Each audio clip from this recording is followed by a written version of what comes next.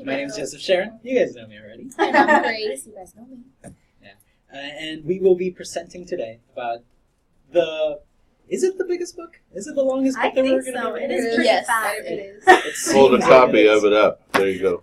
It is pretty thick. Show it you gotta show it sideways. Oh, It look is. at those green It's, markers. It's I mark very, my chapters. it's very, very thick. Someone said that it 608 was, pages. It looks a lot like a Bible. Can I have my Bible? Yours looks like the Bible. Well, it's not mine. It's Hema Perez's. Hema's. So Looks a it lot looks like a lot like a Bible. It Not does. King James Love it. version, but nearly as long. Yes. So very complex, very deep, Traumatizing. very traumatizing. traumatizing, definitely, because we But are a little jittery overall- about it. Overall, I think it's like if we're gonna speak about how we thought about the book, I think that it was very dense. I think it was not a bad book. Could have been better. But yeah, overall, it wasn't horrible. I think it was a lot easier read than Chastain. What would be your biggest criticism of it? That that he focuses on specific events and not the region in itself. Like if you're gonna, like I mentioned when I speak now about, like for example, the religion chapter.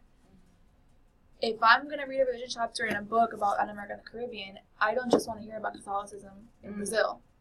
I want to hear about voodoo in Haiti. I want to hear how African religion has been brought into all the different regions of Latin America and the Caribbean. He also doesn't.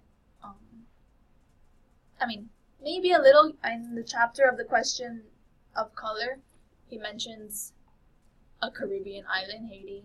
Hispaniola, Haiti, and the Dominican Republic. But not much after that. He mentions Trinidad and Tobago, but doesn't really mention Cuba. Doesn't really mention Puerto Rico, if at all, I think. So he has those kind of limitations. I didn't like that it was specific events, specific case studies. I thought it would be more historical. I agree. That's why I completely viewed it as watching the news. Mm-hmm.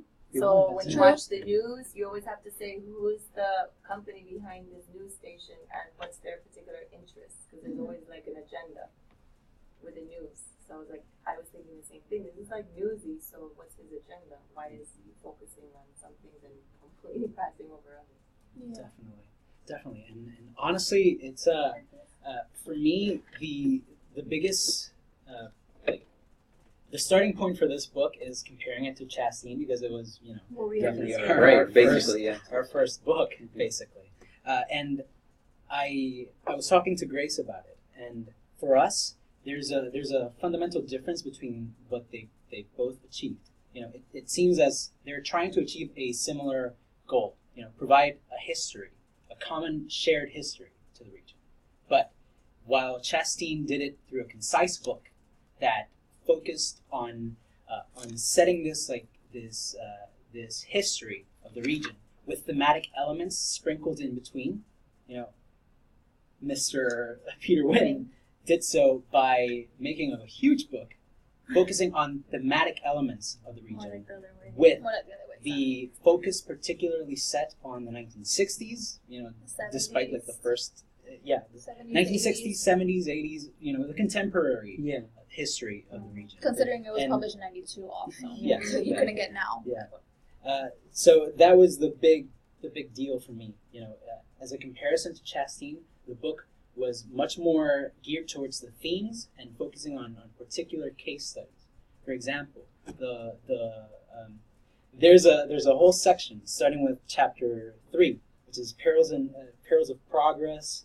I forget I forget the name of it, but it seems like it's the block. Continent on the move. It's Capital the sins. wait. A second yes, independence. a second independence. Oh, And yeah. capital That sins, one. which is Argentina, basically the block of Argentina and Brazil. Yeah. And, I remember that. and you have to read these 3 chapters almost as if they're one whole, in a way, because they're basically talking about Argentina and Brazil. And he focuses mostly on those, at least for example, because we kind of divided the chapters so we can get the whole gist of the book. Mhm. And the ones that I read, there were like 9, like out of 1, 2, 3, 4, 5, 6, 7 chapters, I want to say like 4 or 5 of them were on Brazil.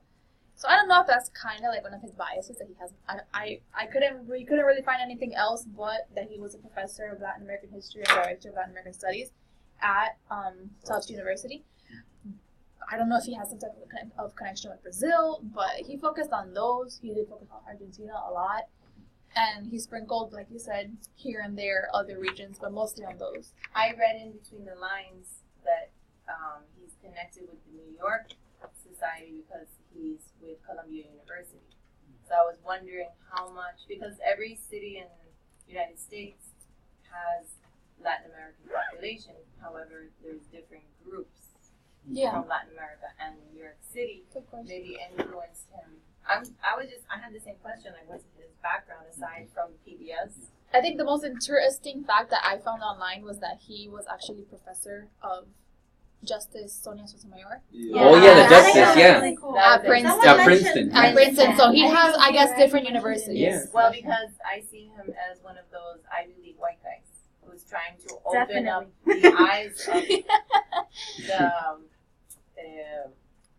certain population of the United States to post-colonial Latin America. Mm-hmm. I just had the impression, I don't know if I was correct or not, but then that's why I was looking, okay, so who's he been associated with? Well, Columbia?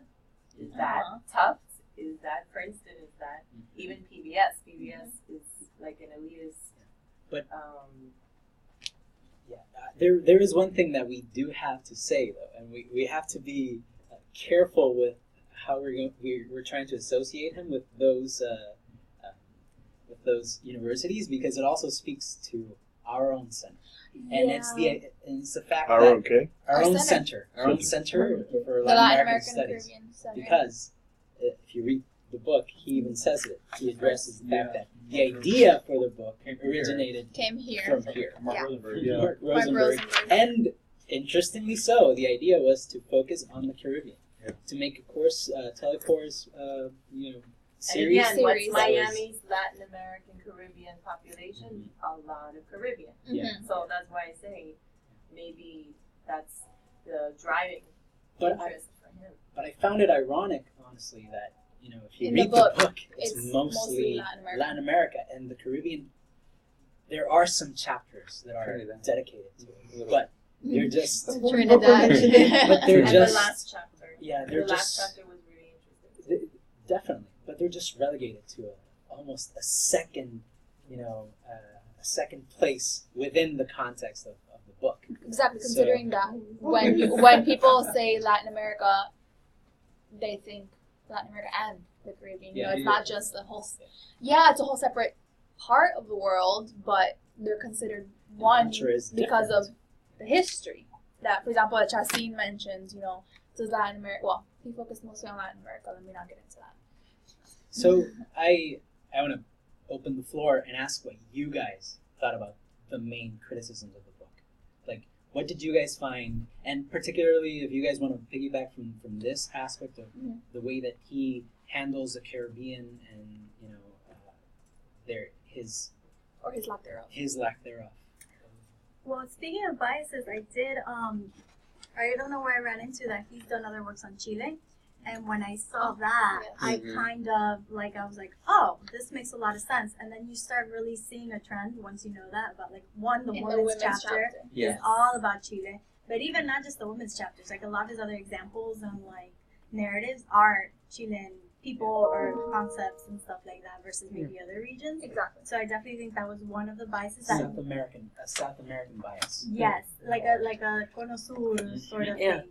And the thing is that this book is written in '92, so it basically Chile is coming out of the dictatorship in that moment. So That was my point. it's interesting to point that out. And he had already done studies on Chile, so Exactly. definitely Yeah. his bias towards knowing and wanting to put attention. Maybe it's something you don't notice the first time around, but once you have that knowledge that he's into that, you're I see That it. was almost something as to what I was getting to. The fact that you read chapter 3, 4, and 5, and it's the one block of the largest chunk. It's the largest chunk, and it's the one block regarding the South Cone. Yeah. The first one is Argentina. Argentina. Argentina and export-led growth. Export-led growth was something very integral to the majority of Latin America, Right, not following the liberal era. Not just Argentina, but he chooses, and I can understand why, because Argentina was, of course, the biggest economy at that point in time. Mhm. So of course you want to speak about Argentina, but his lack of mention about how export-led growth, was really something integral to the rest of the economies of Well, the he doesn't region. go But much he into doesn't go much economic Yeah, discourse. he Of like- course. Which personally I liked. Yeah. It's- I was like, oh, It's thank political God. economy. Exactly, but then again, Yeah. but then again, it's like she mentioned. There aren't, and one of my critiques is, Chile isn't the only region that has had feminist movements. Brazil isn't the only region that practices Catholicism. Brazil isn't the only region that has African descent. That's my biggest critique of this book, is that he focuses on the biggest regions and doesn't give enough allocation to like the smaller ones, and they still play a huge role in the history of What Latin do you America. say would be the difference, let's say, between Taylor WINN or like other Chastain? I know is like the only one we really read, but in general, the studies of what we have said that tends to be a trend, right? That They focus on unfortunately other they ones. focus on like Mexico, Argentina, like the big ones, and then especially the Caribbean, You they know, always yeah. kind of like And I would That's wonder.